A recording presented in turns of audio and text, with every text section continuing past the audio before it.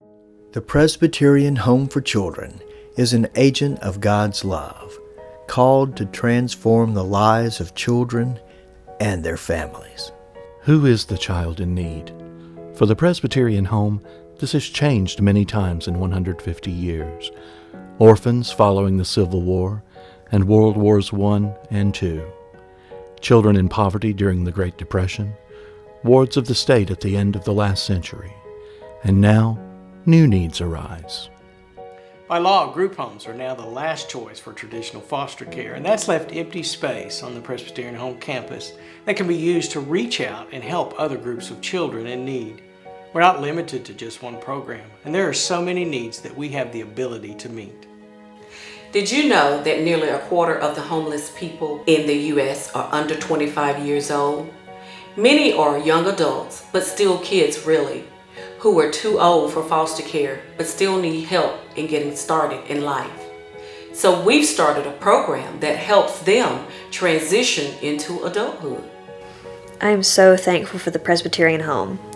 They've helped me more than anyone could imagine, and I love my new job, which I could never have gotten if the home had not believed in me. They've provided me with a clean and safe place to live while I get on my feet, and I'm even taking some classes at the college. What was I doing before? I was living in my car. I had no family, no address, and with no clean clothes, no one would hire me. Any young woman from anywhere in the state who meets the basic requirements for our program can apply. We hope to also open a program for young men in the future. If you or perhaps someone in your church knows of an individual who meets the requirements of our program, please visit our website or give us a call for more information. Homelessness is a problem we're just starting to address.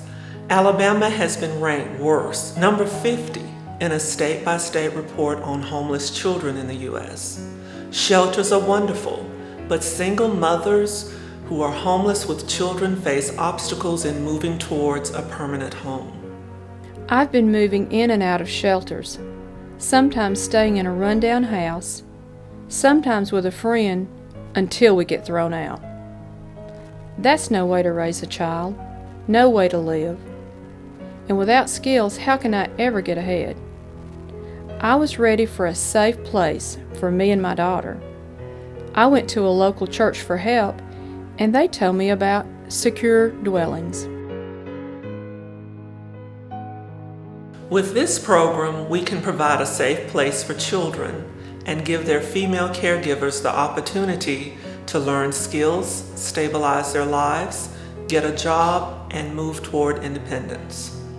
Older teens, homeless children, young people whose lives are being changed by your commitment to ministry, just as Alabamians have been doing for 150 years.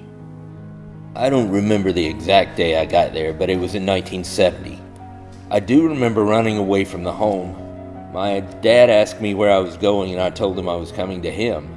He said, "I don't know why. I don't want you." What I learned at the home has stayed with me throughout my life. I'm 63 years old now, so much better for having been there. I feel God was looking after me when He sent me there. It's hard to put into words what God and the church did for me. The Presbyterians of Alabama are reclaiming the ministry of the home, and now, more than ever, are serving children who desperately need your help. The Presbyterian Home is about children, and it always has been. Thank you. We're accepting referrals now from all across the state, maybe even some children from your community who need your help. And there will be even more opportunities to volunteer.